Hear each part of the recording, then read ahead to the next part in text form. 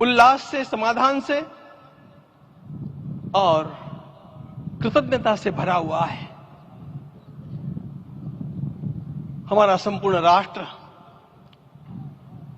और पूरा विश्व भी आज भगवान श्री राम की प्रतिष्ठा से आलोकित होने का पर्व आरंभ हो चुका है।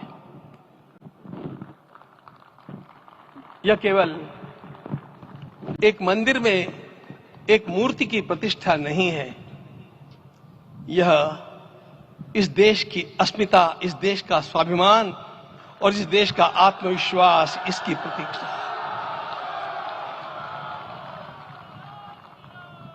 500 वर्षों की प्रतीक्षा के पश्चात यह संभव हो सका। इसके जो अनेक कारण हैं, उनके ऊपर तो आलोक हमारे सारे सम्माननीय अभ्यागत डालेंगे ही। मैं केवल एक काम के लिए यहां पर खड़ा हूं, छोटा सा काम। कारण तो अनेक होते हैं, लेकिन अनेक कारण मिलते मिलते आखिर वे एक विशिष्ट स्तर तक पहुंच जाते हैं और उस स्तर पर कोई महापुरुष हम लोगों को उपलब्ध होता है और उस विभूति के कारण युग परिवर्तित हो जाता है। इस प्रकार का परिवर्तन लाने के लिए अपने जीवन को साधना पड़ता है और इस प्रकार जीवन साधने वाले हमारे इस देश की परंपरा के अनेक महान रत्नों में आज हम लोगों को समय की आवश्यकता, युग की आवश्यकता, सनातन के अंतःकरण की आवश्यकता के रूप में हमारे सम्माननीय प्रधानमंत्री जी प्राप्त हुए हैं।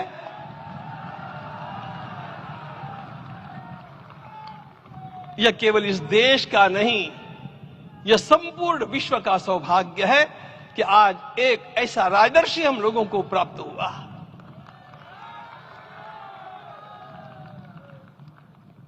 आपके मंगल हाथों से आज प्रतिष्ठा होने की बात थी, वह स्वाभाविक भी था, वो होना ही था मित्रों। लेकिन मुझे इस बात का आश्चर्य हुआ जब मुझे लगभग 20 दिन पूर्व समाचार मिले कि माननीय प्रधानमंत्री जी को इस प्रतिष्ठा के लिए स्वयं अपने लिए क्या क्या अनुष्ठान करके सिद्ध करना चाहिए, स्वयं को उसकी नियमावली आप लिख करके भेजें।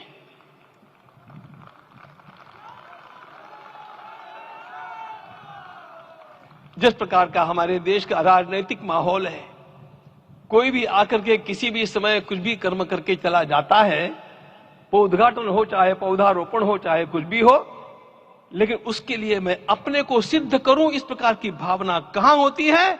यदि किसी ने पूछा तो मैं कहूंगा कि यहां होती है।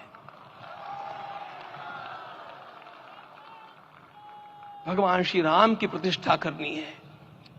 भारतीय जीवनादर्शों के सर्वोच्च आदर्श भगवान श्री राम है और इन समस्त जीवनादर्शों की प्रतिष्ठा करने के समान ही यहां की प्रतिष्ठा रही है।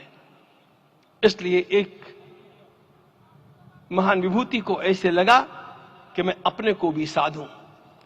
मैं कर्मणा मनसा वाचा, कर्म से, मन से और वाणी से अपने को उसके लिए शुद्ध बनाऊं, सिद्ध बनाऊं, और उसका मार्ग तप ही है। भगवद गीता ने कहा, यज्ञ दान तप कर्म न त्याज्यम कार्य में तप। तप से ही विशेष परिशुद्धि होती है। आज मुझे आपको बतलाने समय अंतःकरण गदगद होने की अनुभूति हो रही है। मैंने तो कहा था, हम लोगों ने महापुरुषों से परामर्श करके लिखा था, आपको केवल 3 दिन का उपवास करना है। आपने 11 दिन का संपूर्ण उपोषण किया। हमने 11 दिन एक भुक्त रहने के लिए कहा था, उन्होंने अन्न का ही त्याग कर दिया। महाभारत में कहा गया है, अनशन यह सबसे बड़ा तप है, अनशन। और उसको उनके जीवन में साकार होते हुए मैंने केवल देखा नहीं, मैं थोड़ा तार्किक हूं। आपकी परम पूजनीय माता जी से मिलकर के मैंने उसको रिकन्फर्म भी किया था कि आपका ये अभ्यास 40 वर्षों का है।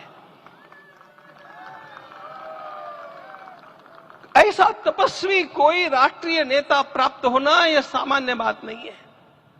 वे इन दिनों में हमने कहा था कि आपको विदेश प्रवास नहीं करना चाहिए, क्योंकि सांसर्गिक दोष भी आते हैं। विदेश प्रवास टाल दिया सांसर्गिक देशों के इस दोषों के